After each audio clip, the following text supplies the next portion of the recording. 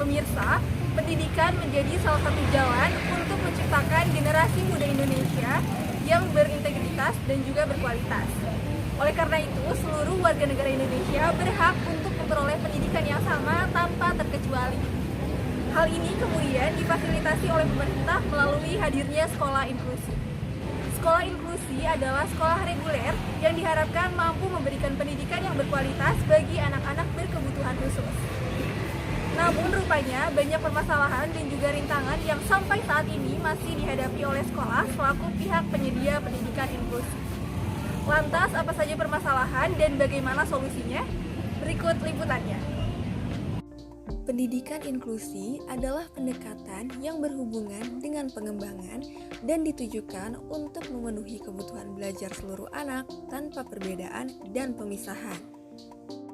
Dalam pendidikan inklusi, kebutuhan belajar setiap anak harus dapat dipenuhi, termasuk anak-anak yang memiliki kebutuhan khusus. Salah satu cara memfasilitasi kebutuhan belajar ini adalah dengan hadirnya sekolah inklusi. Freiberg mendefinisikan sekolah inklusi sebagai sekolah yang menaungi anak-anak istimewa dan berkelainan untuk dididik bersama dengan anak-anak lain yang normal dengan tujuan mengoptimalkan potensi yang mereka miliki.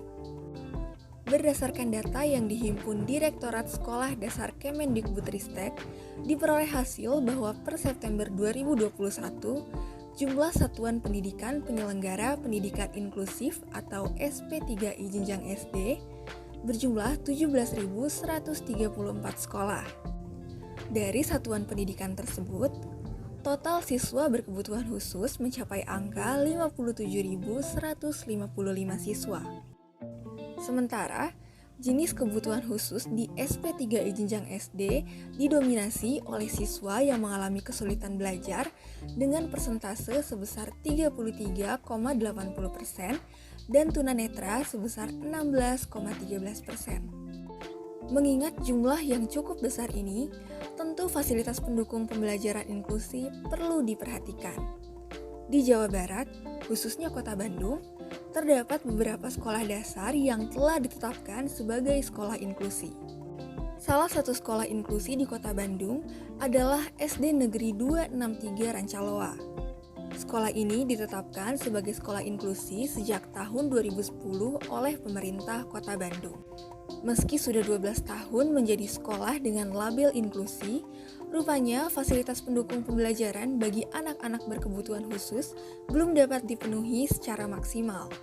SDN 263 Rancaloa belum memiliki guru pembimbing khusus atau GPK untuk membantu anak-anak yang mengalami kesulitan belajar atau anak-anak lain yang membutuhkan bimbingan lebih di sekolah. Selain itu, fasilitas khusus seperti ruang tantrum serta lingkungan yang ramah difabel belum terdapat di sekolah ini. Jadi untuk layanan sebetulnya kami sudah berusaha menunjuk guru khusus untuk memegang inklusi juga, lalu memberikan pelatihan seperti itu. Jadi fasilitas bahkan ruangan itu sebetulnya ada juga untuk peralatan yang mungkin guru-guru bisa memerlukan alat-alat apa yang bisa untuk membantu anak-anak. Rashid Pranaya, salah seorang siswa yang memiliki keterbatasan fisik. Rashid merupakan siswa tunagrahita yang kini duduk di bangku kelas 1 SDN 263 Rancaloa. Meski begitu, Rashid tetap semangat dalam mengikuti seluruh pembelajaran di sekolah. Sekolah ini membantu? Ya membantu banget gitu. Sekarang alhamdulillah bisa sedikit-sedikit baca. Kan asalnya nggak ngerti banget. Mulai masuk ke sini udah ngerti A, B, C kayak gitu. Alhamdulillah bisa nyambungin gitu. Kalau emang nulis ya masih mungkin lama mungkin ya gitu.